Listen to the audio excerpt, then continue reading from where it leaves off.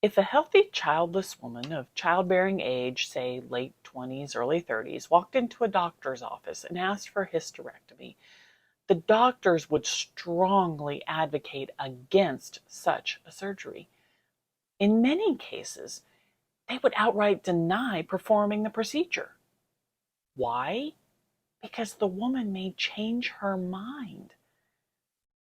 So, why are we ripping them out of teenagers because they are confused about their gender without any question or hesitation?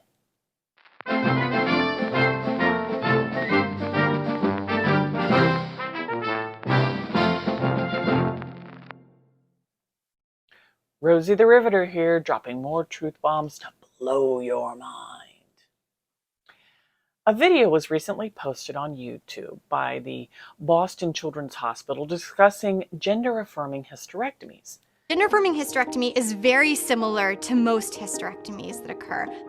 A hysterectomy itself is the removal of the uterus, the cervix, which is the opening of the uterus, and the fallopian tubes, which are attached to the sides of the uterus. Some gender-affirming hysterectomies will also include the removal of the ovaries, but that's technically a separate procedure called a bilateral oophorectomy.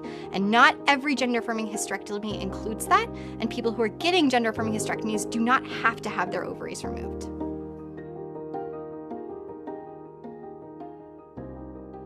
It did not sit well with the public. Due to the immediate backlash, PolitiFact tried to spin things to say the story is falsely attributed to children just because children is in the name of the hospital. However, in a call that was later removed and banned by social media, a woman talked to several hospital officials who confirmed the procedure was in fact performed on children under the age of 18. So, in essence, supposed fact checkers are telling us you didn't hear what you just heard. They honestly think we are that ignorant. This is the insanity we now live in. A woman in her 30s cannot make a decision to have a voluntary hysterectomy because she may change her mind about having children. But go ahead and tear out a perfectly healthy organ from a teenager right now at a time before her brain can even completely develop without any consideration that she might, in fact, change her mind. Why? Would it have anything to do with the thousands and thousands of dollars being made? Federal workers in Canada receive up to $75,000 in coverage for gender-altering surgeries, and I guarantee you that is coming to America. We not only have to pay for people's bad educational choices, we're going to have to pay for the elective gender ones too. And beyond the surgeries, consider the fact that people who transition will be on multiple drugs for the rest of their life. And finally, could the reality that these children would be permanently sterile play any part in this too? Former President Barack Obama tried gaining support for his massive Obamacare legislation by attacking the high costs of health care. One of his accusations was that doctors were greedily performing unnecessary surgeries strictly for the money. All I'm saying is let's take the example of something like diabetes, one of a disease that's skyrocketing, partly because of obesity, partly because it's not treated as effectively as it could be. Right now, if a family care physician works with his or her patient to help them lose weight, modify diet, monitors whether they're taking their medications in a timely fashion, they might get reimbursed a pittance. But if that same diabetic ends up getting their foot amputated, that's $30,000, $40,000, $50,000. Immediately, the surgeon is reimbursed.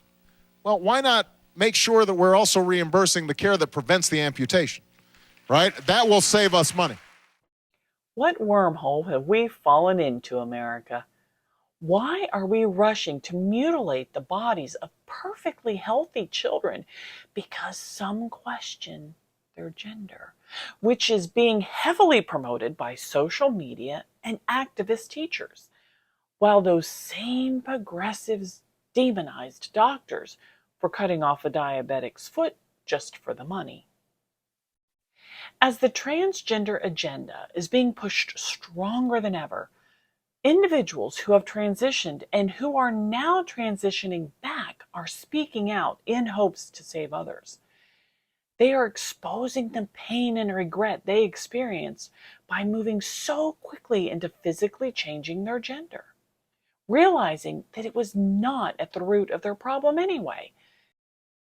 Having transitioned back, many girls are now heartbroken that they will never be able to bear and nurse a child of their own. This is not health care. This is pure, unadulterated evil. And it is time good people stood up and said, enough is enough. During World War II, German Lutheran minister Dietrich Bonhoeffer fought against the tyranny of the Nazi regime led by Adolf Hitler. He said, silence in the face of evil is itself evil. God will not hold us guiltless. Not to speak is to speak. Not to act is to act. This is not the first time Rosies like me have seen such blatant abominations executed on innocent people. These experiments performed on our children is something Nazi doctor Josef Mengele would have reveled in.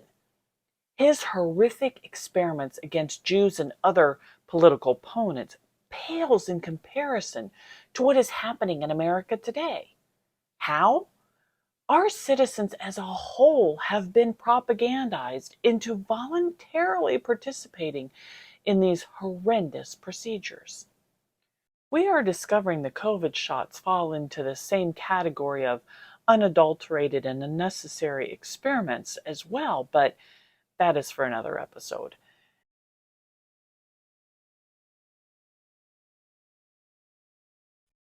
The medical community is absolutely correct in encouraging women to wait until they are out of childbearing years to make such a drastic and permanent decision.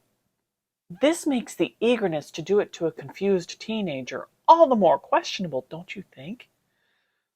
I'm Rosie the Riveter, and that's my 2 cents. What do you think?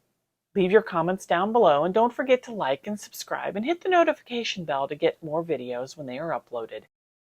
You can find all my videos along with more truths and facts in my liberating letters on thefactspaper.com, as well as hundreds of links to articles combating fake news and propaganda.